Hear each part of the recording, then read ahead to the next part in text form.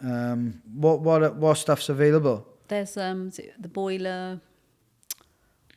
Oh gosh, I The can't bus remember scheme, the the name. boiler upgrade. Yeah, that one, Yeah. the boiler upgrade. Yeah. Anything else? That's it's best to find out. So it's always something or another out there. So it's always best to find out and be asking the local council. So do your research. Yeah, do your research. Do your Definitely. research. Speak to the local council. Find out as much information as you can about your home and know your home, and then try and contact one of these or a grant supplier.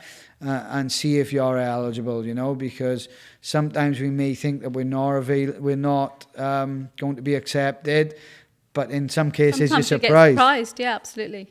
So there's lots of options out there. And even those people that are working and thinking, oh, I'd never get it. We did one recently with, not entitled to a grant, and they found out they actually were. Yeah. So people that think they're not eligible because of the, income, but they're in the right council tax band. Yes. And find that they are actually eligible for something. That's great. And also, if you're suffering from like health issues, so like I know if you've got like asthma and things like that, then you've got a better chance of getting it as well. Is that correct? Yeah, that's right. With heart respiratory problems, or even children on school dinners. Okay. It's one of the criteria. So there's a whole variety of criteria that you could look at and see if you fit into any of those. Okay, that's great. So when you're doing all these different aspects of the grant work, what compliance is involved from an installer's perspective to make sure that it's getting done correctly? Because it's all good and well, having a free installation. But what we've been finding is, unfortunately, that people are having free equipment in their home. They're having a fully funded package, but then their utility bills are through the roof. We've had people crying. We've had people asking how to use this system. We've had actual people without hot water for 9 months in their property after a grant. Incredible. To hear that that's actually happening out there, because I don't know how it's happening, because we're accredited and then we're also audited. Yeah, you so said it's not only that, everything's checked in-house to make sure everything's in place. You've got to be looking for qualified installers, qualified the materials have got to qualify. Are you using the right materials? Yes. Are they installed correctly? And we have photographic evidence every step of the way to make sure things are done. So it's not only just checks made by the suppliers to issue the warranties, but then also checks made later on by the funders, by the coordinators, and then it goes on for checks made by Trustmark. Yeah. So the checks are not just once or twice; it's several times. It's numerous times. Numerous times to make sure everything's done to a T. How are these people getting away with it? I've got no idea. Because it's worrying for me. Like I've said, I could count numerous occasions where people have had grants done on their home and they're in a worse position. It's supposed to be to fight fuel poverty and to reach our net zero target, but then people are spending 3-4 times a month more on their utility bills because they've had a free installation. Yeah, that shouldn't be allowed. I don't know how or why. So does it come down to the installation company and choosing the right one?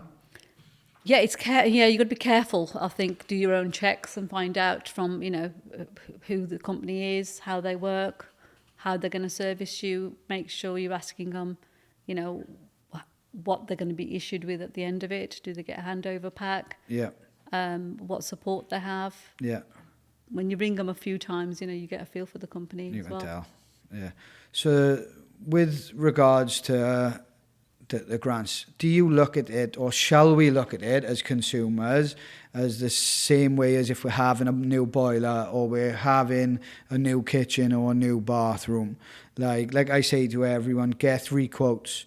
Well, it's not quotes because it's going to be free, but speak to 3 companies. Yeah, you're better off trying to find out which company you feel like you can trust to do the installation. That's key. Look at their reputation. Absolutely, because what we find is, we haven't advertised a whole load as yet. Yes. We're getting a lot of referral work. Which is good. That's the, that's when you know that it's a good company. If you speak to someone who's had a grant in your street and they've had it with like a company like yourself and they speak very, very highly of you, which I know that people do, then that's a good indicator that it's a good company, But if people have had it in the street and they're complaining about the cost of their utility bills or something like that, just because they had it for free, that's a good indicator that potentially one stage of the installation, whether it was the install, the design,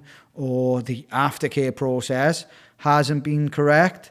So potentially get 3 companies in, speak to those 3 companies, sit down with them, get all the information and choose the right package for you. Would you say that's correct? Yeah, there's no harm in still, getting a feel for who you're working with, and you would like to do the work, the installation in your property. Yeah. Ask them questions and take it from there. What questions should people be asking? Well, it's like, what materials would you be using? Yeah. Are they accredited? Yeah. What would be the warranty? Yeah. What warranties are usually involved in this type of work? Well, external wall insulation is the standard, would be the 25-year warranty. So it's a 25-year warranty with external insulation? Yeah. What about internal insulation? That's the same. So 25 years internal and external. What about roof? So flat roof? Yeah.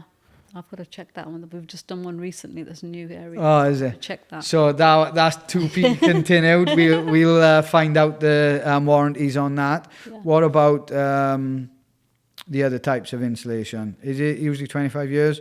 No, you've got your loft insulation's 2 years. Okay, loft is 2. Then you've got your internal wall insulation. That's it. That's a 25 years. And room in roof.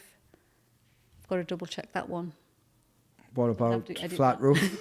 No, it's all right, yeah. Flat roof? Yeah, I'll have to double check that because we've just recently done them. And what it is, the submissions girl who used to process that part's gone, so I'm taking over that part. Just double check the figures on it. Yeah, I got you. I've got to check that.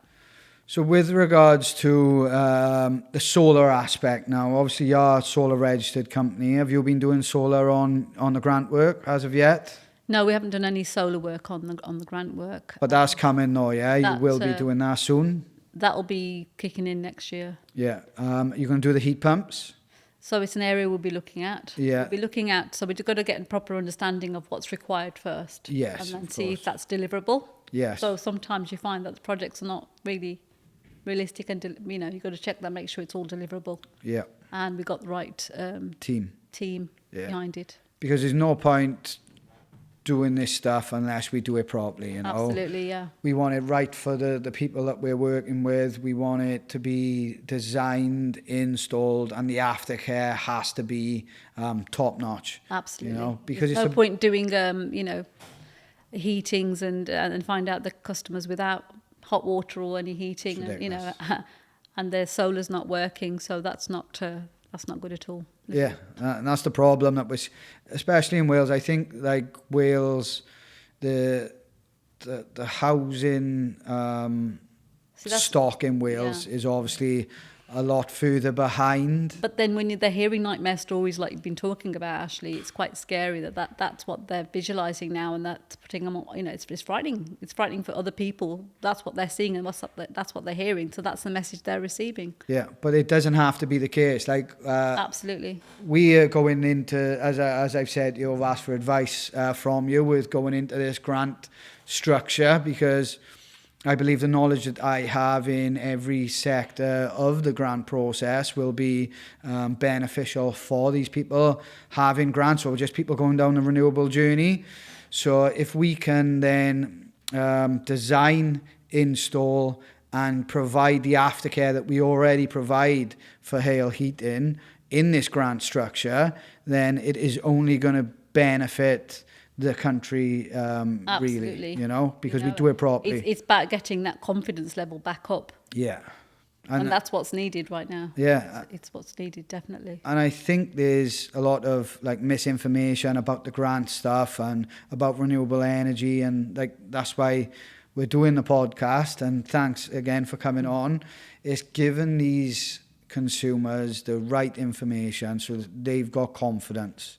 So then when they have confidence in what's deliverable and the aftercare, they'll know if something's wrong. So they can nip it in the bud on day one, week one, because they know it's not right. Yeah. And then they can chase it up with the governing body, with Ofgem, or first of all with the installation company doing it. Then if they don't rectify, then take it to the next step, which would be like MCS the accreditors. It's always one of the questions actually to ask is, who's the... Are you accredited? Yeah. Are the companies accredited doing this stuff? Yeah, absolutely.